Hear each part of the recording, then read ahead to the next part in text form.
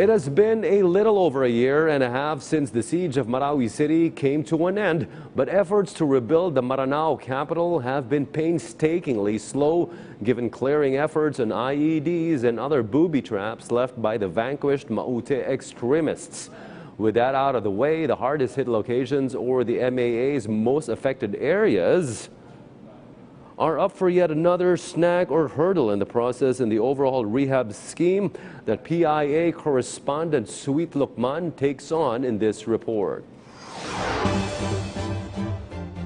Displaced homeowners gradually realizes the importance of allowing the Task Force Bangon Marawi's Interagency Committee on Debris Clearing to demolish their homes destroyed by the Marawi siege almost 2 years ago. This came after Marawi Mayor Mahul Gandamra himself gave his consent to demolish their destroyed ancestral home at the most affected areas in Sector 5 last Valentine's Day. Engineer Ikmat Bantuas of the National Housing Authority, which leads the IACDC, clarified that the debris clearing team can't touch the structure without the owner's consent. The policy states that if the owner permits the demolition of the structure, he or she should file an application for demolition with the office of the building official at Marawi City Hall with the declaration of personal information, particulars on the property, attestation that he or she is the owner of the structure as per attested by the barangay local government unit, along with his or her consent to allow the IACDC to demolish his or her destroyed home. Upon the receipt of the application, the OBO shall motu proprio issue a demolition permit. The contractor or NHA, upon receipt of the approved demolition permit,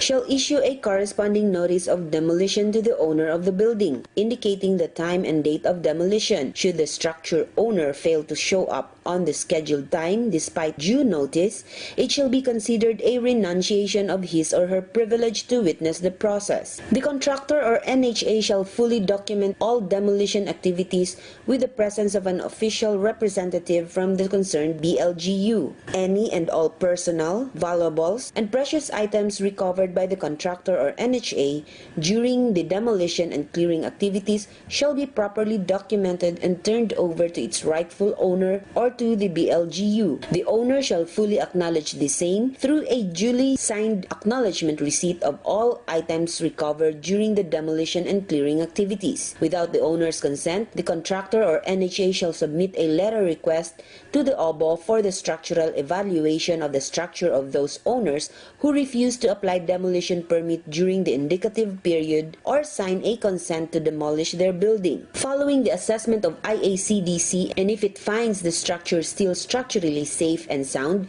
OBO shall issue a certification to this effect and shall not be included in the list of structures recommended for demolition. However, the NHA warned the owners who refused or failed to give their consent for a free demolition of their unsafe homes, they will have to shoulder the cost of demolition on their own. Debris management worth 2.3 billion is the #1 preliminary of the Bangon Marawi Comprehensive Rehabilitation and Recovery Program. Sweet Lukman for the Nation.